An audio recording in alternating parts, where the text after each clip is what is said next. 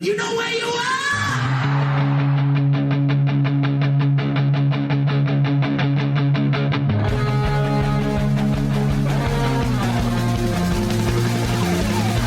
This is Appetite for Distortion.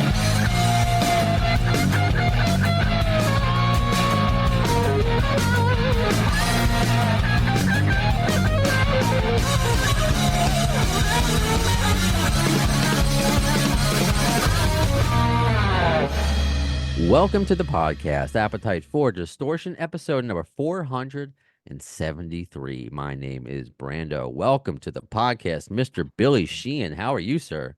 I'm good, Brando. Thanks for having me. This is an honor, honestly. I've wanted to speak with you My for, pleasure. My pleasure. if you don't mind me asking, unless it's a hidden location, where are you zooming in from today with all your basses in the back? This is my home studio. This is just one wall. There's another whole other room with two walls and four racks. So I keep all of the ones I generally use in this room because this is where we do most of our recording. But I left LA about 8 years ago, October, and I live in Nashville now, and it's quite wonderful here. So I don't really need to be in any spot. I just need to be near an airport because that's when I tour. It's usually to get on a plane and go somewhere. That's true. I mean, you got to think about that. Certain jobs like musician or maybe athlete or whatever, the home is kind of just where you keep your stuff, right? 'Cause Exactly. Yeah. Yeah, and LA was, was falling apart. And if I'm on tour and my wife is home alone and it's a dangerous city, so we came here and my neighbors don't even lock their doors. I still got the LA mentality, so I'm always locking things and making sure my pistol is loaded and within arm's reach as I'm sleeping, and I can probably relax now. Do you miss because you're I want to say because you are a New Yorker, but it's funny if you're a New Yorker, you know the difference like from where I'm from, Queen. I'm Brooklyn, Long Island. I live in Queens now, but Buffalo, I mean, if you're from New York, you might as well be in Canada.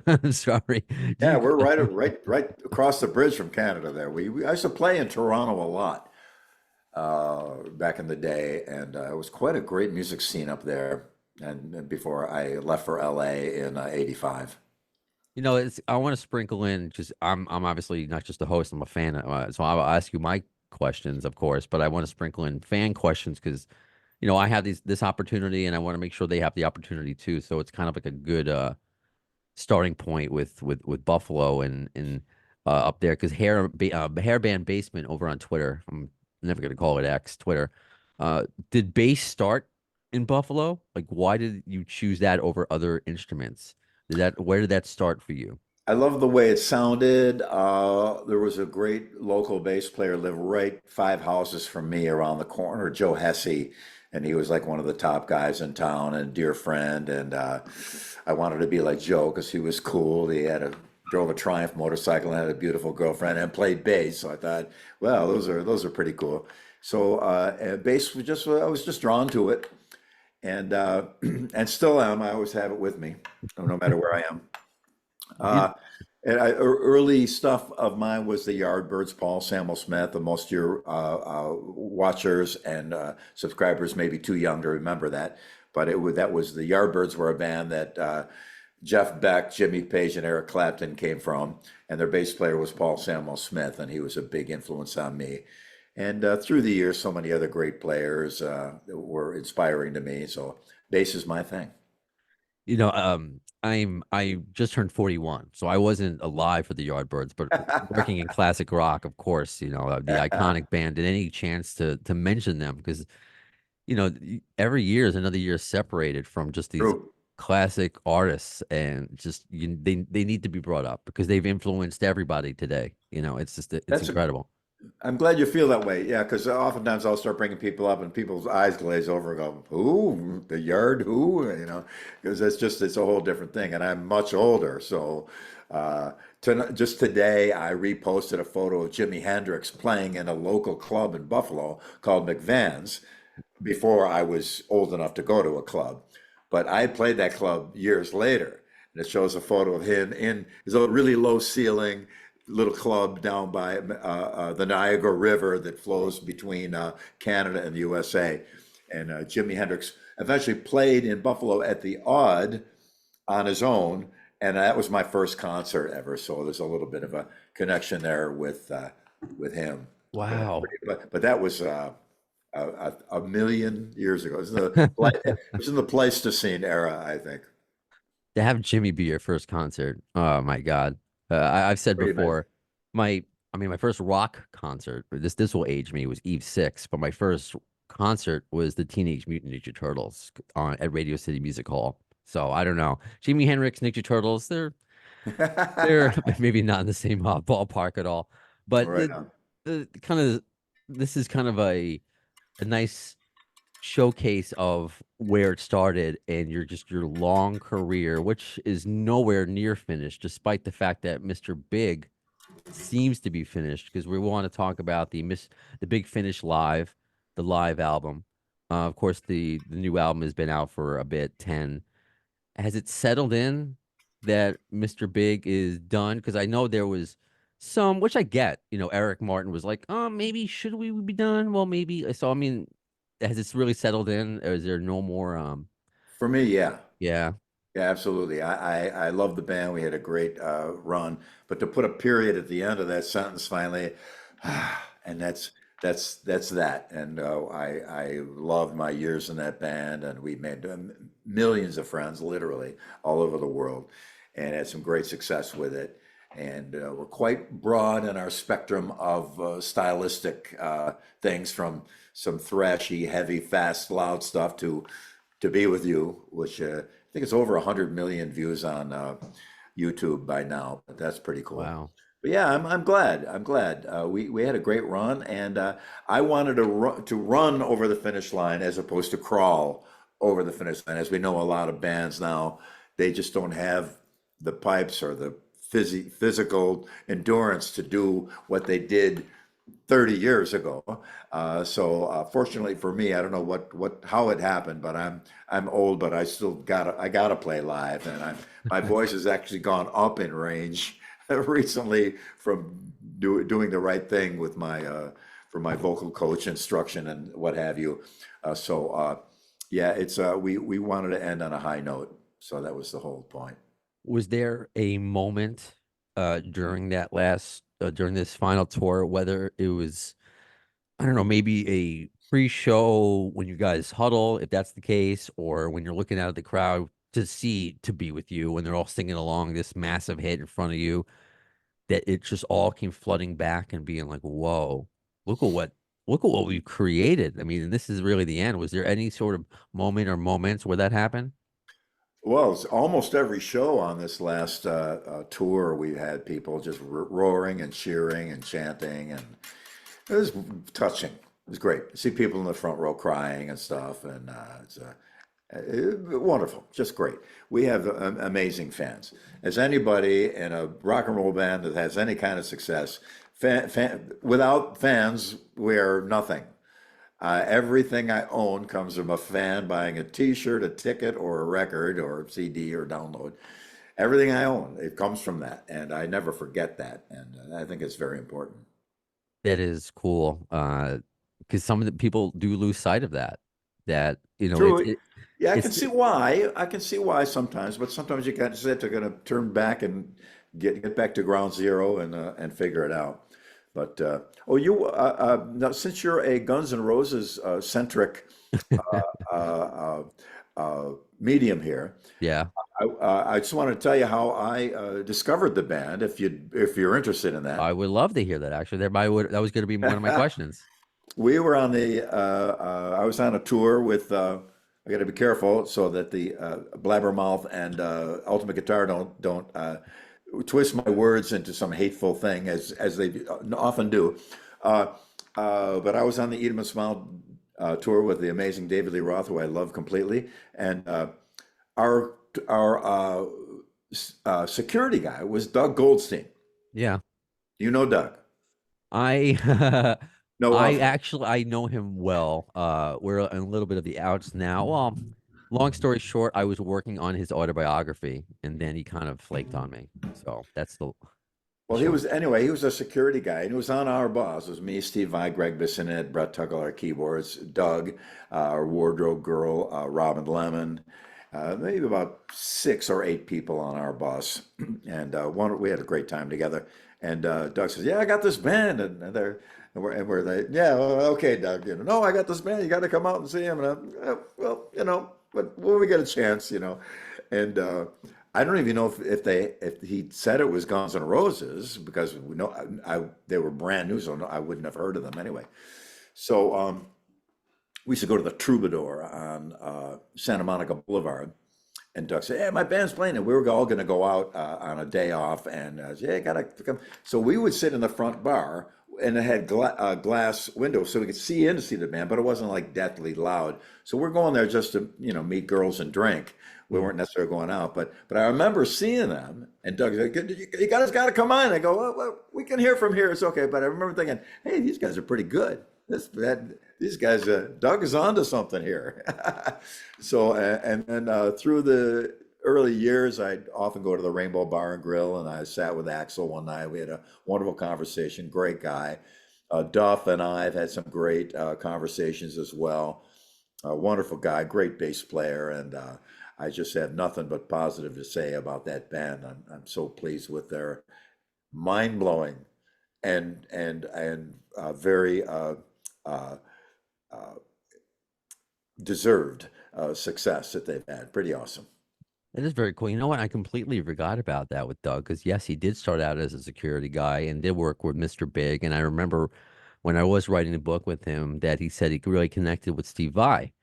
And Steve, I want to say that he opened up like his studio because at the time Doug's brother was sick, but it was a guitar player. And Steve's like, whenever I'm on tour, your brother can use my studio whenever he wants. Yeah. And yeah, so like, if you wouldn't mind, just like you talk about Steve Vai maybe a little bit and your connection with him, and you guys still speak Oh often? yeah. Yeah. Me, Steve, and Greg, we just texted each other the other day. We're still like brothers. Sadly, we lost Brett Tuggle. He was our Mhm. keyboard player on that tour, and he's a wonderful guy and just a legendary, sweet, wonderful, hilarious person, and a brilliant keyboard player and singer as well. Uh, yeah, and then, well, we will always, as an aside, we always rehearsed at this incredible little rehearsal studio in North Hollywood called Mates, and that was where they were always there. They did the whole Real Illusions, or what was the Use Your Illusion. Use Your Illusions was all pre production there, and we'd see them there all the time. Again, a great bunch of guys, and it was nice to be in their vicinity always. Very cool. Very cool. Thank you for sharing that. And another what I told you before, 6 degrees of GNR bacon when I play sometimes is I know you worked with Bumblefoot on Sons of Apollo. Is there Yeah. that's officially done, right? No more Sons? I don't know if we officially said it's done, but everybody is busy with other things. But I love Okay. that band. I love playing. I love the songs, and I played the double neck for the whole show. So I would always make a joke to people. It's not true, but I'd say a joke. Yeah, my chiropractor loves that bass because it looks like it weighs like 100 pounds. It's heavy, but it's well balanced. But I needed the extra range, and I don't play a 5 or 6 string, so one of the necks is tuned way lower for some of the heavier low stuff. But yeah, I love playing in that band, and who knows? Who knows what tomorrow may bring? We never know, do we? This is true. And this is actually a good segue into another question from a fan, from Anderson from Texas. And what made me think of this question now, where you're like talking about the weight of the bass, and you're talking earlier about what you have to do with your voice and vocal coaching. So what do you do when you're off days activities? Is it working out? Is it kind of working on your craft in your off days, or do you have actually activities? Do you have fun? Do you go to museums? Do you go to sport games, or is it just all music all the time? I usually just eat dinner at the hotel. I don't even leave, which is nice, and we have a good time. I'm usually together with the crew guys or all the band members. But I'm on this, all the time, and I, I I'm still excited to pick this thing up That's and have cool. an idea and develop a new thing and get challenged with something I can't do and try to figure it out. And I don't know where that comes from or how that got built into me, but I am supremely grateful that it is there because I just really go. And last couple of years, I had some great vocal coaches, and they just this one gentleman, he's no longer with us. Ron Anderson was his name. Yeah. Uh, I He think was he, Axel's vocal yeah, coach yeah, too. he's Yeah. amazing, and he just I've sang my whole life, but he showed me how to keep that voice for a long time, and it was just a revelation. But yeah, I'm on this all the time. My engineer gets here in about an hour. We start recording. We're just finishing up 10 songs on a record for a gentleman in Europe, and we're always working and always writing and always playing. And not much else I do outside of music other than feed the squirrels. I post about that on Facebook, and I post music. I'll get there's 5 comments. Then I'll post a couple of chipmunks and my cat watching. There's 1,000 comments. That's the internet, man. I love it.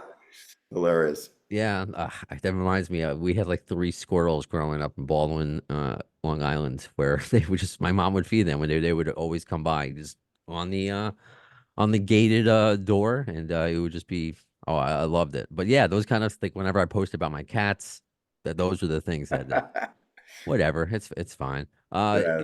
What got me thinking too, because you were talking about your family earlier too. Are you at like the dinner table with your bass too while you're eating? No, no, I Okay. leave it back for that. Okay. But How old? go ahead. Oh, how old were you when you actually? Because what got me thinking is hopefully my son's gonna because he's 16 months. Hopefully he's gonna be quiet for the rest of just a few minutes left that we have left. Like how old were you when you went to go see Jimi Hendrix? Or because I I want to was ask you like how old should he be for his first concert? Because I'm eager to take him. I think it was 68, so I was 14 or 15. Okay. All right. We're gonna Maybe take. 15. I mean, he's already seen Dave Matthews, but to me, that's too quiet. I'm talking like a rock show. Hey, I want to take him to a rock show, there you go. already. There I'm you go. eager. So But what? I'm sorry. no, You go go ahead. ahead. Oh, I was just because I'm just being mindful of the future, the other interviews you have coming up, and I want to make sure I get everything in. Cool. What do you have next? Because I know again, Mr. Big is retired. You are far from that. I see you never retiring, if that's fair to No, say. I couldn't. I couldn't. I actually, if they have to wheel me out on stage, I'll play. I don't Hey, know I if saw anyone BB. will be there, but I'll play. Hey, I saw BB King be wheeled out on stage I and rock it know. for an hour. So bless you. I hope that happens. So what is to come for you? What's next? I've got several configurations of people that I'm deciding on and I just saw our booking agent about it last night to maybe do something by the time we get it together and maybe record something, but are prepared to perform live probably next summer. Probably next summer. A couple other things that are established bands that have been talking to me a little bit about going out with them, but we'll see. We'll see. But I got to play and I got to perform. A good thing in Nashville here is Music City, so there's a million little places I can go to and go in and jam around with people. So, but I'm not a country guy though, so I got to instantly make that distinction. God bless them. I love it. It's fantastic. Nashville's an amazing place. A lot of rock guys are here now though. Yeah. Billy Gibbons is here. Tom Peterson from Cheap Trick. Kip Winger's here. A lot of Yeah. people. It's pretty great scene here with the rock guys and metal guys, the Korn guys, Ray Luzier, the drummer from Korn. I work with him a real lot. We have a production team together, so so Nashville is a good spot to be. Okay. So no genre bending from Billy Sheehan. That's good to know. Who knows? Who knows? I don't know. I'm a broad spectrum aficionado of a lot of music, from electronic dance music to death metal to Bulgarian choir music, which is quite awesome. You name it, I'm into it to some degree. As long as it's awesome. If something blows your mind, I don't care what they're wearing or what they look like or what style it is. There's a Greek bouzouki player named Michael. His last name starts with a P. I see him on Instagram. Unbelievable, inhuman. It's beyond. He has to have a clock behind him with a second hand while he's playing, so people don't think it's sped up because it is so fast, but so good and it's just so brilliant and musical. Oh, another, and that's Greek bouzouki music. So, but I don't think I'll be doing that. That's funny. Whether it's that guy or not, are there any musicians that you haven't worked with that you still want to? I'd love to go on tour with Brian Adams. Now, he's just got such great songs. He just starts those first chords of Summer '69 and the whole place. And we toured with him in Mr. Big years ago, and he's just a wonderful, great guy. And I was just thinking about him recently, how much fun we had and how much I love his music and his songs. A little more pop oriented and straight up rock, but man, it's good. It's high quality stuff. And I would play a straight bass part that Bob Clearmountain recorded on his record and played exactly like that in order to really do the job right. But who knows? Maybe someday I'll get lucky with something like that. Okay, yeah, no, that's a cool name to pull out. The legendary Brian Adams. Everything I do it for you. Well, I don't know why I ruined the entire nice interview with something making it weird. Billy, thank you so much for your time. I hope we get to do this again. Brando, very kind of you to have me on. Thank you very much. Anything else you need from me, get in touch. I appreciate that. So that does it for this episode of Appetite for Distortion. When will you see the next one? In the words of Axl Rose concerning Chinese democracy, I don't know if soon is the word, but you'll see it. Thanks to the lame ass security, I'm going home.